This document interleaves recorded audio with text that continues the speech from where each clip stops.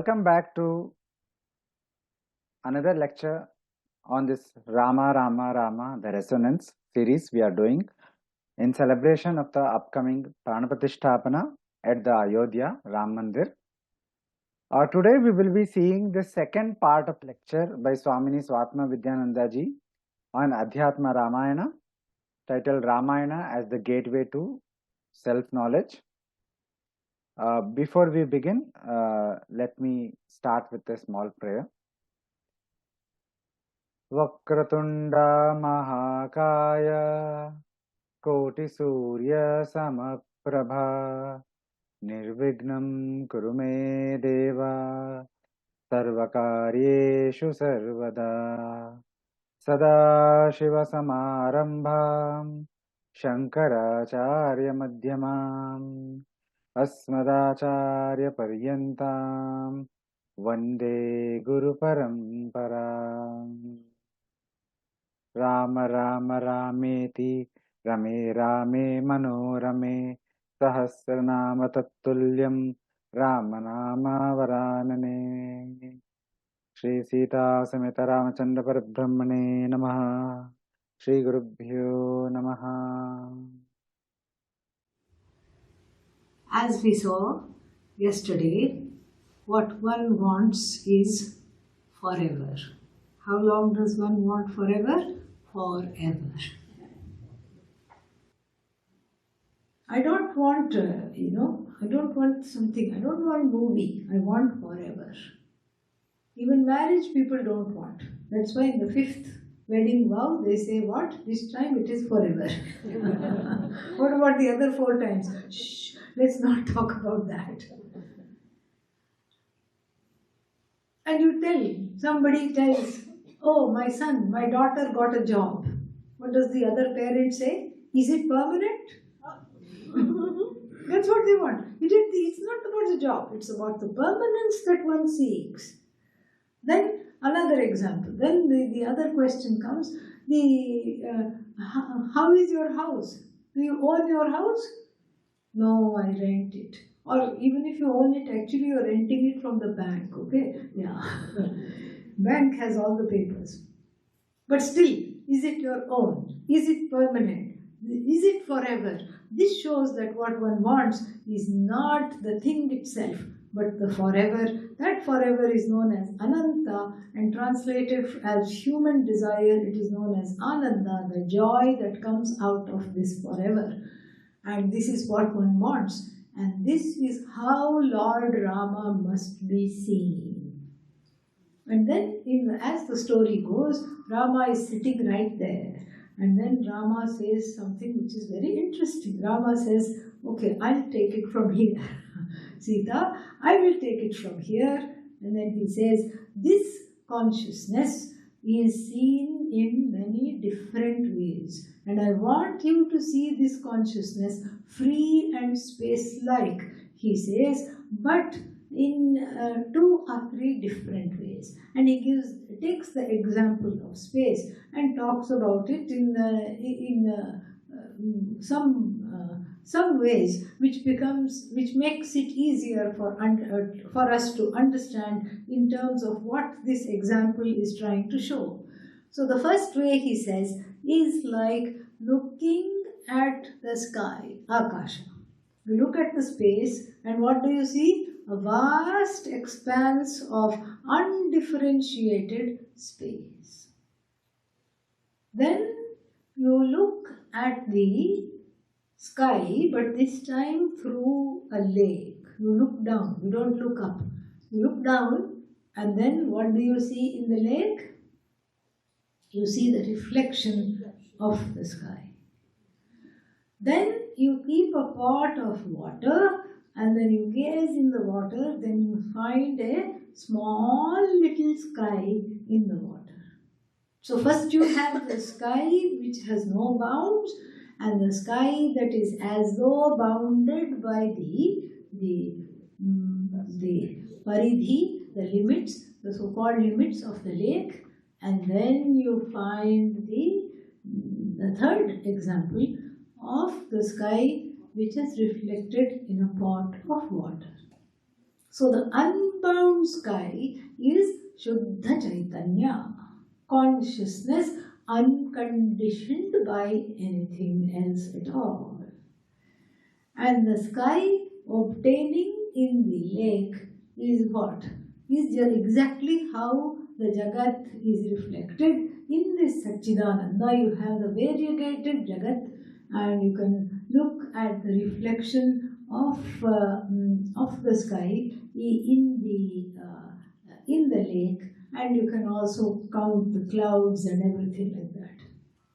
And what is this? This is the Jagat, which is nothing but a manifestation of Satchidanandam Brahma, which is all Rama alone. So these are the various iterations of Rama that the author would like us to know.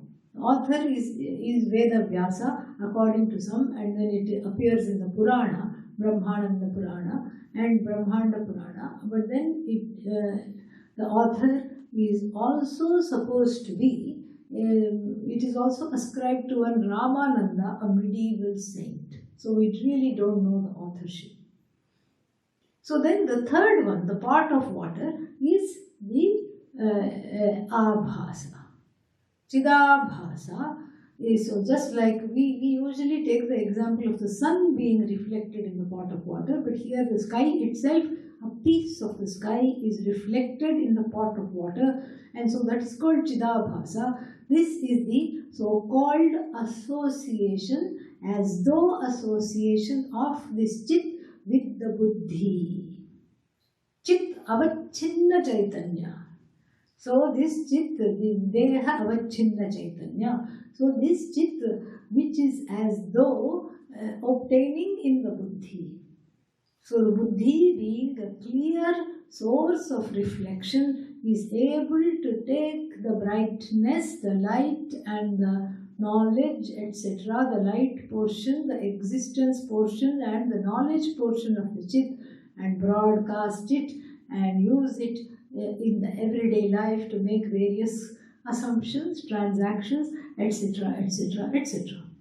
So then this is this is how to understand that. And then Parvati says, this is interesting, but I am still confused. Why are you confused?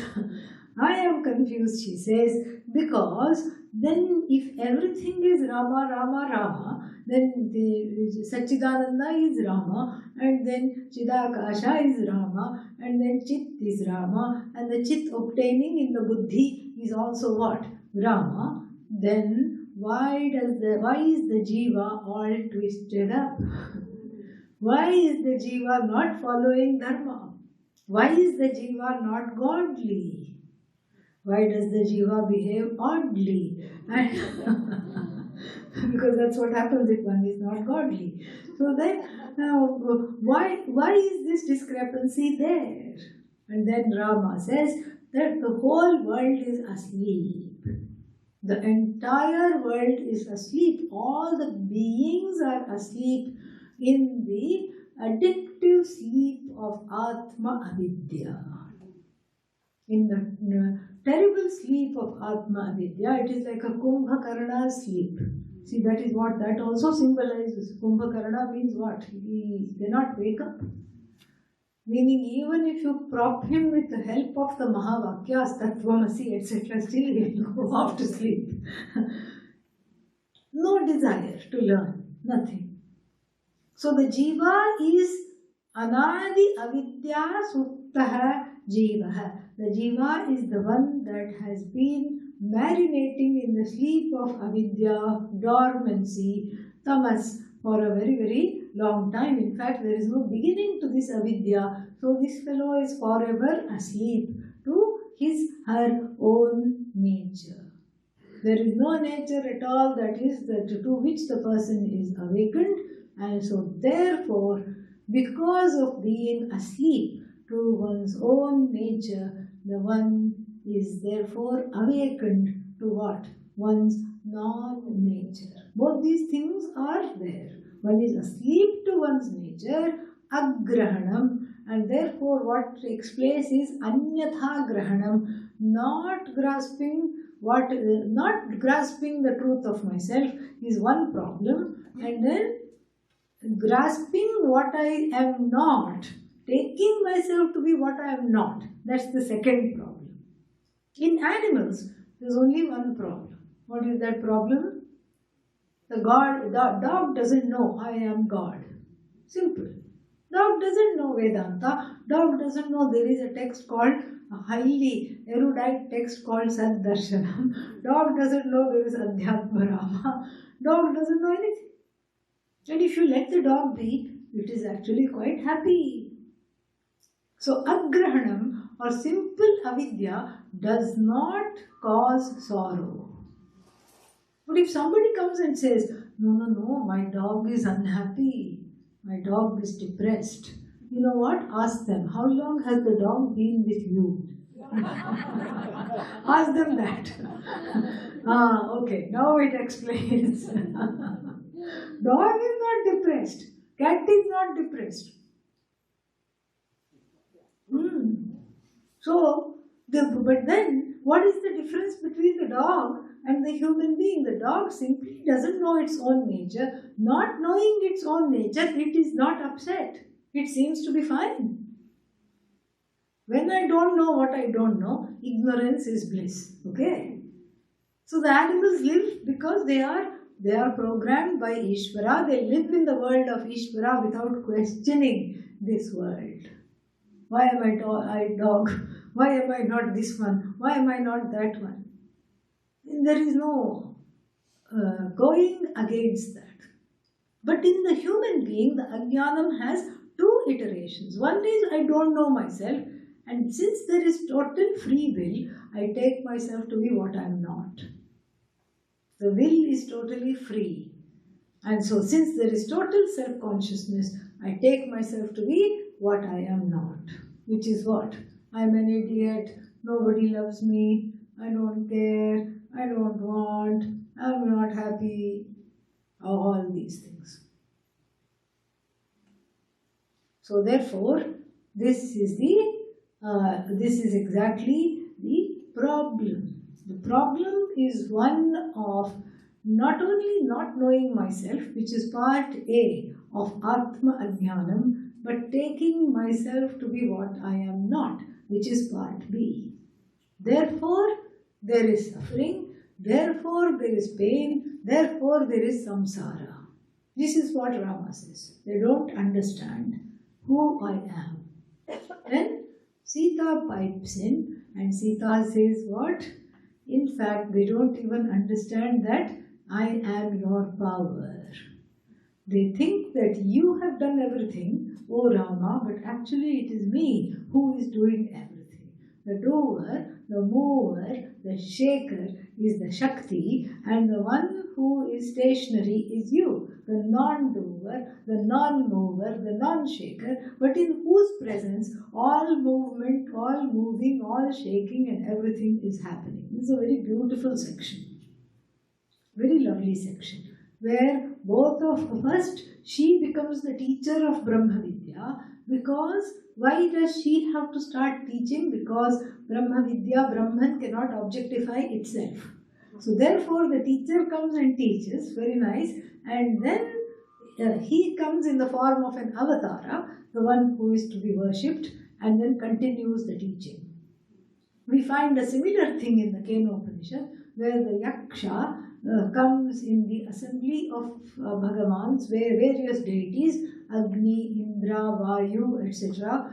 And then the Yaksha gate crashes the party because they are not acknowledging Bhagavan. They say what? Asmakameva Vijayaha, Asmakameva Mahima iti. This is our glory and then our victory. And Yaksha says, I beg to differ. Yaksha is Brahman. But nobody is able to find out who it is. And then finally, at least with Agni and Vayu, there is some interaction. And then when Indra approaches, the Yaksha disappears. And then right there, he meditates and a beautiful, resplendent goddess comes and teaches Brahma Vidya. Because it is that which cannot be objectified. It is you yourself.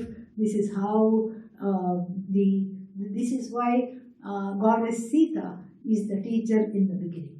After that, Rama, as Ishtadevata, joins and talks about his transcendental nature as Satchidanandam Brahma.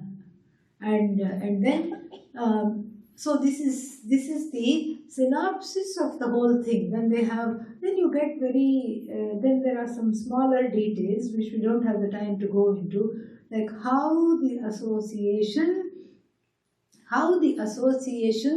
of the identification with the body, rather than the identification with the chit, with Sat Chit. Instead, what do? I associate it with the body, I identify with the mind, I identify with the senses, and what is born is Jivatvam. Jiva is not born. And this Jivatvam means what? Jiva-ness, Jiva-hood is born, and this Jiva-hood is what? It's not even born, it is there, but this is how it comes to be, it is shown. And then this Jiva-hood is a superimposition upon that which is free, upon that Satchidananda which is free of Jiva-hood. And what about Ishvara-hood? Ishvara is needed to keep the Jagat in tow. Having created the Jagat, somebody has to look after it. You can't just leave the Jagat to be babysat by all the Jivas. There will be chaos. So somebody has to make them follow the laws. Somebody has to do that. And so this is what is called, the same Satchidananda doing this job as it were, this phenomena is called Ishvaratvam. So we have Ishvara-hood on one side, Jiva-hood on the other side. If you remove the hood, what do you see?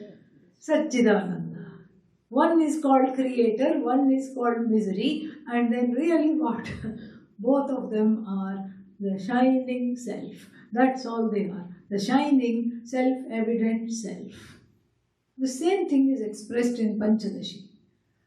So it's like the Maya, the Shakti is the seamstress. Seamstress means she causes stress, okay? Yeah. And so, what is this seamstress? What does she do? She says that she creates a beautiful cape, a glorious cape made of velvet, made of gold embroidery, and for the borders there are stars and planets and galaxies. And Ishvara, this Satchidanandam Brahma wears that and has got the epithet Ishvara, wears a crown. When Jiva goes and says, what about my cape? I also want a cape. Okay, tell me, give me your measurements, I'm small. Tell me something about yourself, because I need to make this cape to fit you and your description. Nobody loves me. I'm always poor. I'm always wanting. I'm an idiot. And so the cape is lined with tears and fears, made of tattered quilt. And then, Ishvara has a crown, Jiva has what? A dunce cap, fool's cap. Okay? This is because of our association with Atma Ajnana. So when you remove the costumes, what is there is the self-shining self.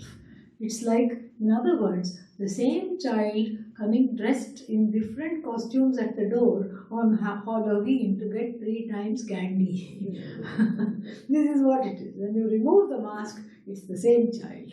And so this is in short the Ramayana, Adhyatma Ramayana. Many such beautiful things are presented. There's a lot of stuti.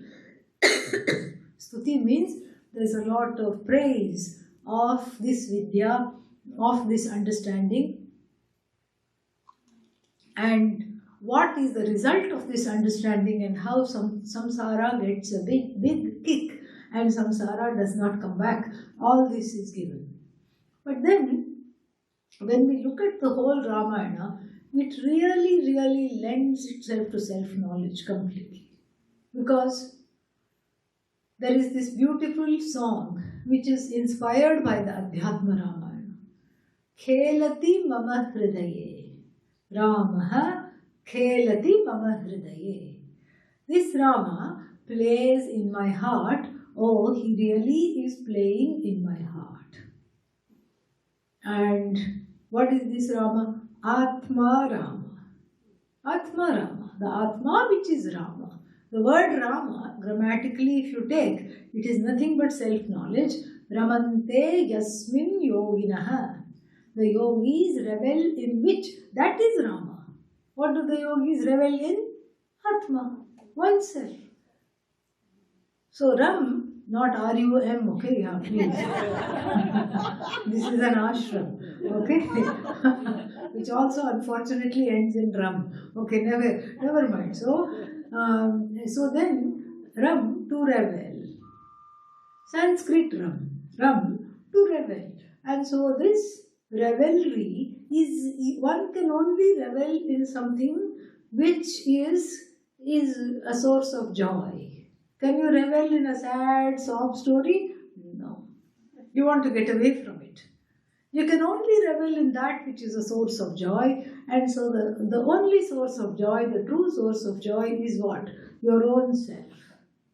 So therefore, Atma Rama, that is the word Rama, the name Rama, is the meaning of reveling in the truth of oneself. That is what it is. And then the song goes, okay, so this Rama is playing in my heart. Shanti Shanti Videha Suta Sahajari. So, Videha Suta, the daughter of Videha, because that was the kingdom from where she came. That's why she is called Vaidehi. But Videha also means she who is without a body. Very interesting. Vaidehi means she who doesn't have a body. Why does she not have a body? See, we'll come back to the shadow Sita. She doesn't have a body because she's all pervasive. She's all knowledge. She's all Shakti. She doesn't need a body. But she's the embodiment of Shanti. Shanti means what? Tranquility. That tranquility is, in fact, people talk of this tranquility in various ways. Some people call it peace, some people call it happiness, some people call it absence of disturbance. But really it is that tranquility, peace of mind. This peace of mind is highly valued, and that is exactly what one wants. What one wants is this peace of mind, and this peace of mind being very highly valued is sought after by everybody. So therefore, Sita is sought after by who? Ravana, the one who has not only no peace of mind but 10 heads, full of ego, unable to make a decision. Even with one head, how quickly can you make a decision? Tell me. Be truthful here, yeah. Even one head is difficult to manage. Imagine 5 this side, 4 this side. Highly inconvenient. How to go through doors? First of all, that is a big problem. And full of indecision, full of wrong and conflicting ideas. Some wants to go along with dharma, some wants to go away from dharma, all these. So this conflict is seeking Sita. But who does Sita belong to? Rama. What does that mean? If Rama is self-knowledge, Sita is the product or the prasada of self-knowledge, and Sita being the prasada of self-knowledge belongs with Rama. Because it's the outcome of self-knowledge. Without self-knowledge, you cannot have it. That's why she can never be Ravana's, despite Ravana Sita Park. Okay? She can never belong to Ravana. She is only the Sahachari, means she walks along with the one who is committed to self-knowledge. She in the form of peace, tranquility, Ananda, etc. The quiet part of Ananda is Shanti. And that is this Sita.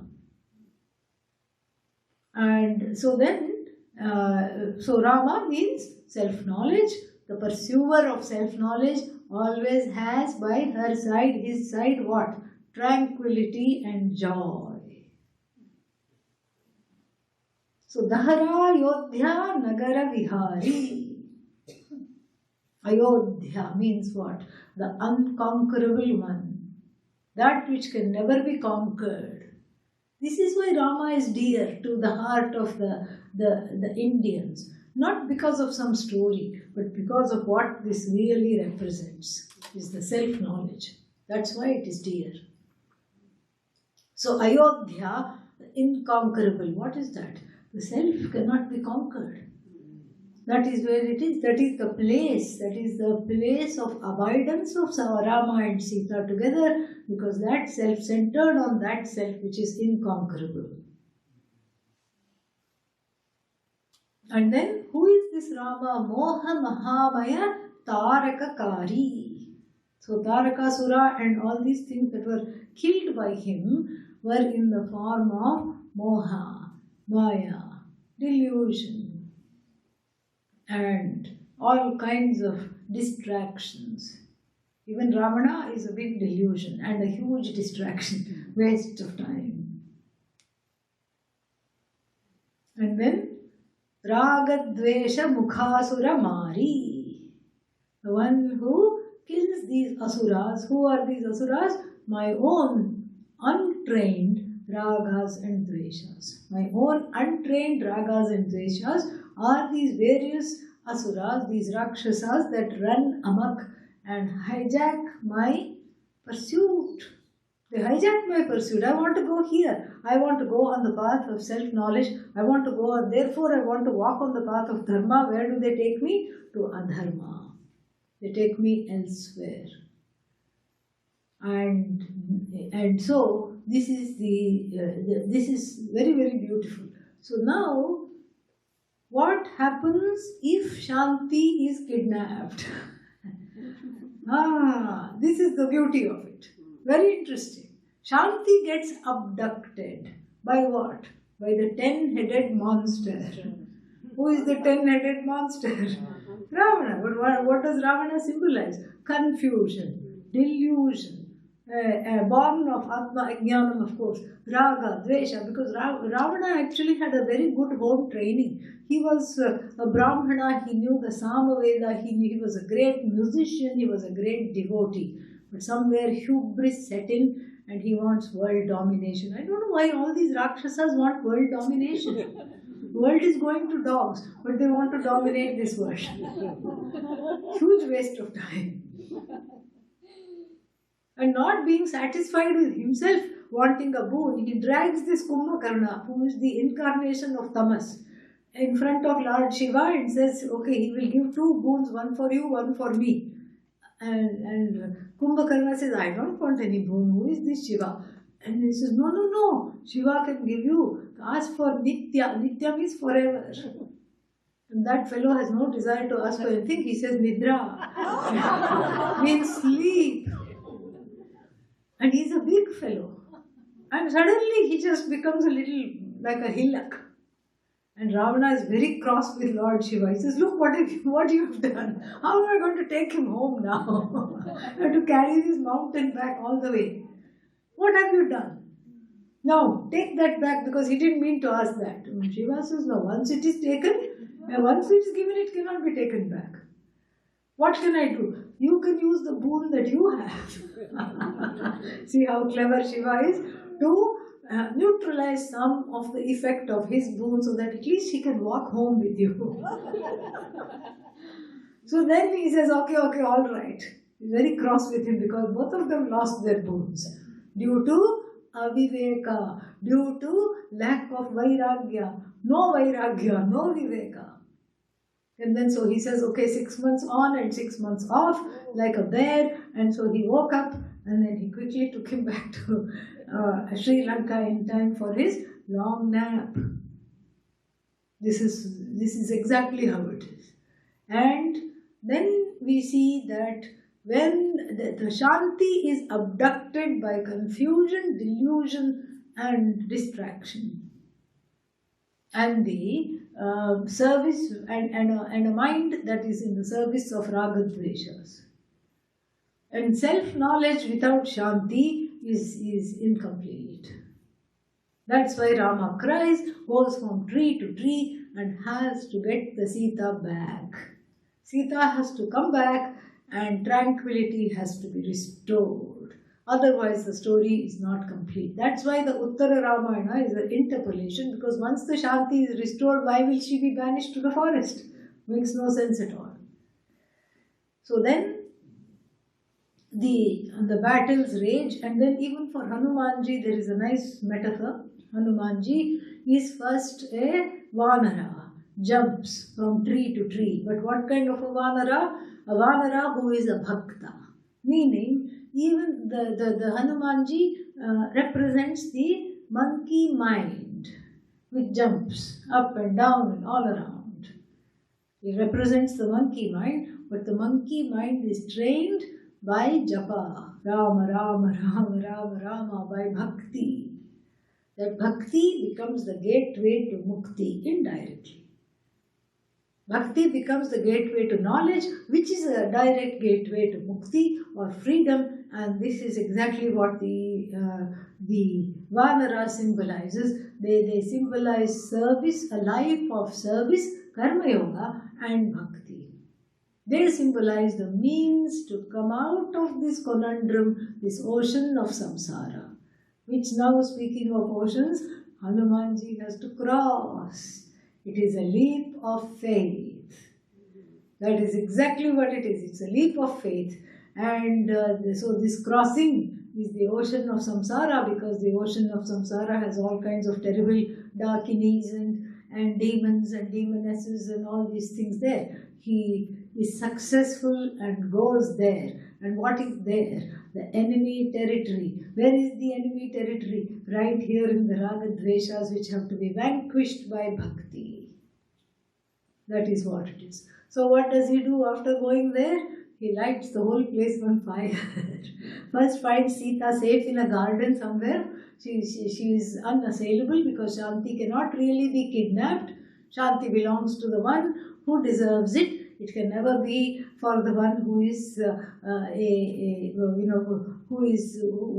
who is not worthy of it. So she is in the garden of no shoka, Ashokavana. The garden of happiness is where Shanti, Sita belongs, and she is sitting there. And then what else? And then the Ravana sets fire to Sri Lanka, meaning there is no place for all these ragadveshas. The place where the Atma Ajnanam is Sri Lanka, and the Atma Ajnanam is the place which harbors the asuras of ragadveshas, and all of them are killed. Only one is left, the biggest and the saved for the last, the biggest and the best asura, or the biggest and the worst asura. Who is that? Ravana. What is Ravana? Ahankara. So first Rama keeps shooting him in the head. And then what happens? Nothing happens. The head goes up and comes back and reattaches itself. And then Vibhishana, the brother of Ravana, tells him, not there, strike his heart. Why the heart? Because what is the arrow? The arrow is, and the bow and the arrow is Atmavidya. Atmavidya being taught to this confused, terrible jiva who has gone on the wrong way now. And Rama becomes the teacher, and the arrow is the vritti.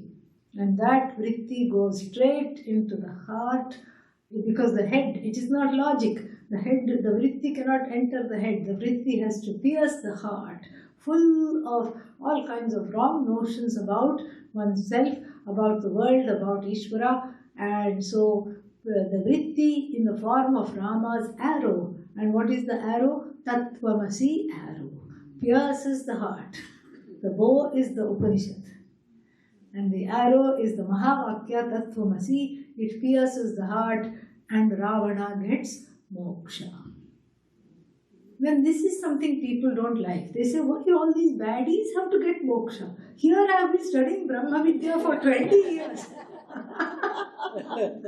20 साल से, we are from 20 years we piss रहे हैं. We are, being completely. founded, and we are keeping on, we are even trying to go beyond the basics, and here we are trying to understand this. And this Rakshasa, without doing anything, gets moksha, just being killed by the Lord. That even that, what is that other one, the Prahlad, what is that? Hiranyakashipu. Hiranyakashipu gets moksha, Ravana gets moksha, and here I am not doing any wrong thing, and I am trying to be more, less and less asuric in my life, and how come I am not getting moksha? To this we have to say, don't take these stories too seriously, okay? They are stories. Point number one. Point number two, we have to say, those asuras are all ourselves. If those asuras are getting moksha, you are also getting moksha. Don't worry. Because those asuras are not outside of us. Kama, Krodha, all these heads of this fellow. That's why he doesn't know where he is headed. Okay? He has so many heads, he is confused. That is ourselves alone. That is our own ragas, our own dveshas, our own problems. And that is what we have, that is what is vanquished. And when that is taken away by bhakti and jnanam, the bhakti and seva, karma yoga and bhakti gives an opening where one can pursue this knowledge. And then when one pursues this knowledge, the Tattvamasi touches the heart. It pierces the heart. There is no more, what about me? What about you? No. All there is this one glorious being, Rama. I am Rama. I am one with Rama. Om Tat Sat. Om Purnamadav Purnamidam Purnat Purnamudachyate Purnasya Purnamadaya Purnameva Vashishyate. Om Shanti Shanti Shanti. Hari Om Shri Gurubhyo Namaha. Hari Om. Any questions? Yes. So is Adhyatma Ramayana a Paurusha or is it? No, I told you, either Veda Vyasa, it's attributed to Veda Vyasa. Some people attribute it to one saint called Swami Ramananda in the 13th, 14th century, medieval saint. We don't know, it doesn't matter, it's just delightful, that's all we know. Yes. So all this that you said, Kama, Krodha and everything. So what is the way to remove that? It's just a japa or something else? This is, a combination of karma yoga. Karma yoga means living for more than oneself. Living in the world of service, sacrifice, keeping Ishvara in view. So giving up doership, bringing Ishvara as the doer, and then accepting what comes as prasada, even though it's difficult to accept. That's how the Kama and Krodha go. Acceptance should be there. But what if I cannot accept? Can you accept your non-acceptance? Yes? No? Yeah. If you say yes, okay, nothing more to be said. If you say no, then I'll ask another question. Can you accept the non-acceptance of your non-acceptance? Then you have to say yes at some point. Otherwise, we'll be here till tomorrow. Anything else? Yeah. You mentioned Rama Gita. Yeah. Does it come? That's part of this Adhyatma Ramayana. Yes. Beautifully explained. Yes, it is all. Beautifully. It is a very beautiful text, worthy of looking into. Yes. So did you have the lectures on this? Thank you, Swamini ji, for sending us such a wonderful, very mesmerizing, very beautiful lecture, two-part lecture on Adhyatma Ramayana. On this is a text, I think, which brings out the beauty of Sanatana Dharma, beauty of our Shastra tradition, and there is so much variety, so much diversity. I think everyone should engage with our Shastras, our Itihasa Purana tradition, our Shastra tradition in some format to enrich our own life. So with this comment, we will conclude the session.